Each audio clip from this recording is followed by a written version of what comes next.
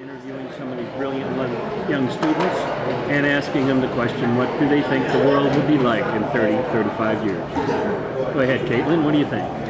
That's a terrifying question. Yeah. I mean, I can't help but think about global warming, and I just can't really predict what that's going to do to the world. Sure. But I'm sure there's going to be some big changes. I mean, already you can tell like the changes from season to season. So, yeah, I mean, Portland might be like a desert by then. Yeah, and that'll probably affect other things, politically and economically. Yeah. I think a lot about the weather, and so I wonder a lot about how that will change over just even like the next 2 years, you know, just because I feel like there's such a difference between how like rainy it was last year versus how rainy it is this year, and that really stresses me out. So I'm curious about how that will change, and I'm also curious about how that might stabilize or how people will work to make that stabilize. What do you think, what concerns you the most looking forward? Concerns me the most? Climate change. Climate change? Yeah.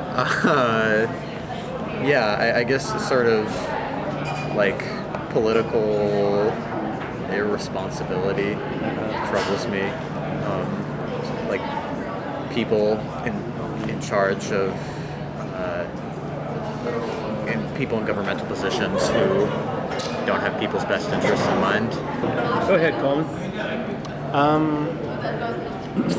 I don't know. I don't think about the future all that much. I guess it's probably like global warming is the most like relevant thing that's going to happen soon. So either we'll all be like underwater, or we'll have worked it out some way, and we'll have like great renewable energy sources, and probably a better way of distributing them than we do now. You know. I don't know, 2050 is so long from now. Yeah. It's more than twice as old as I am.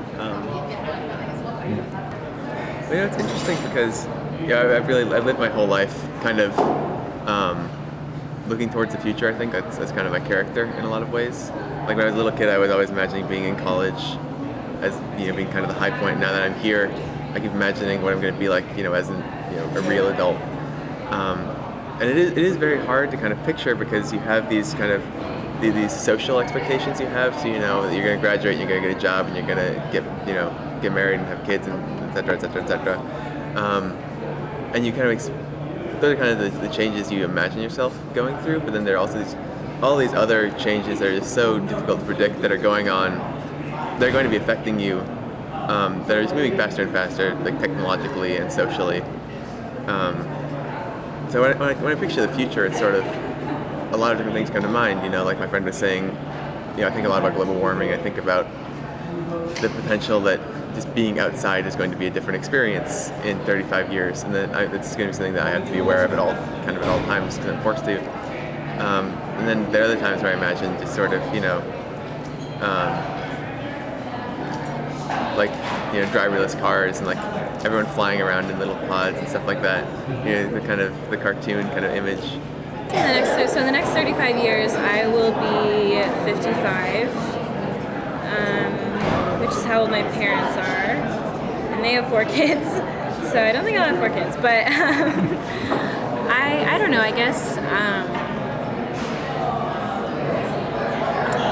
hopefully I'll have my student loans paid off.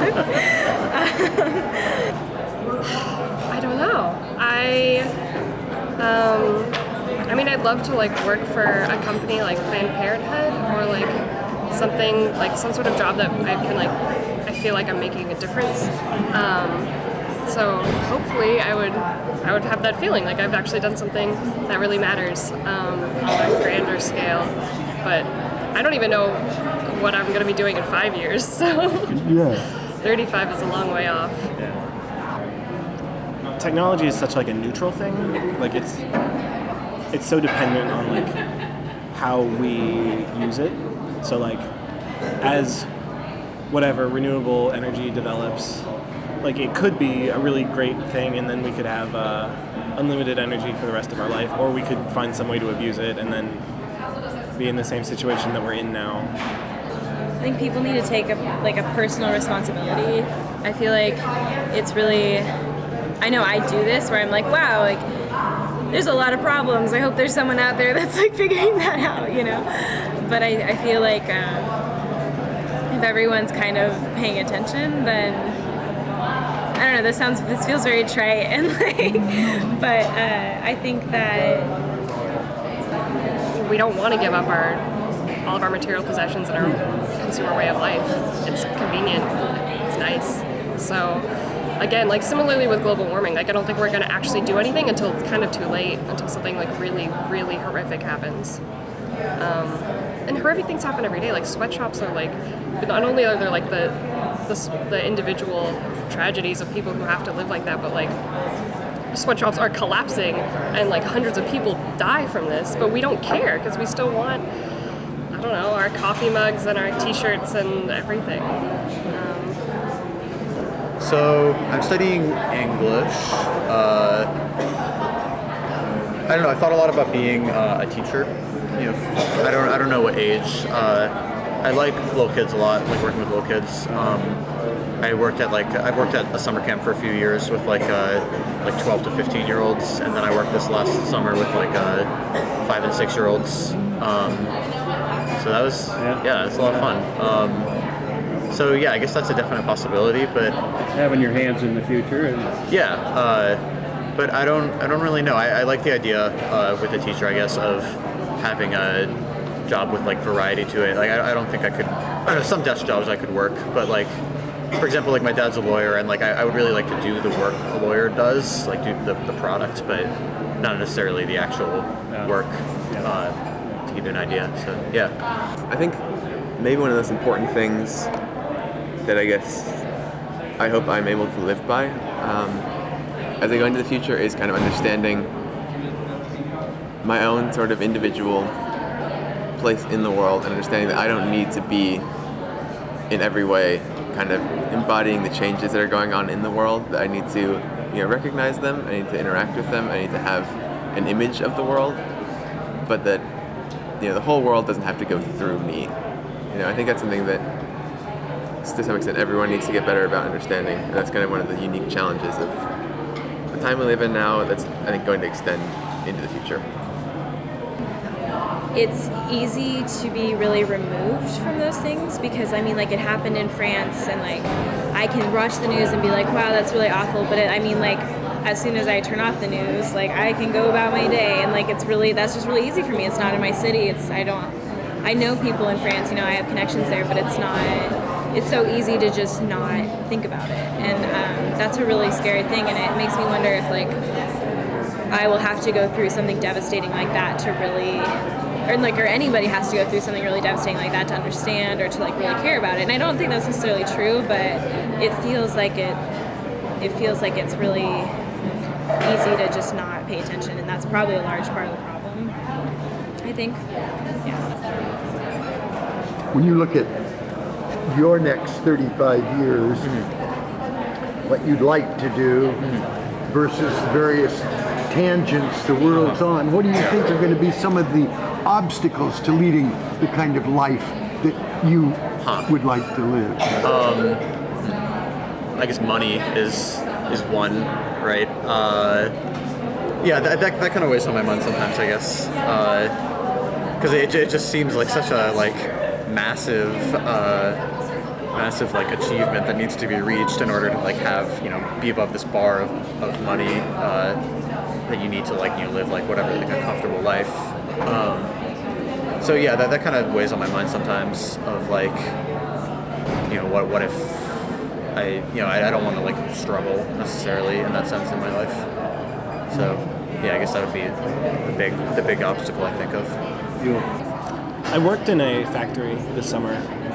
Not really a factory, like a shipping warehouse. And so I was kind of on the front lines of the battle for climate change, if that makes sense. I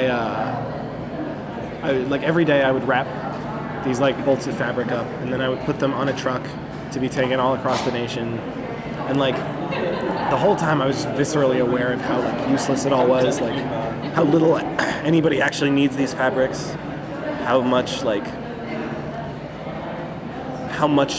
gas was being wasted on the shipping alone. Plus they had to get there and they were all made in China or Vietnam or wherever. And I don't know, it was kind of like existentially terrifying in a way, because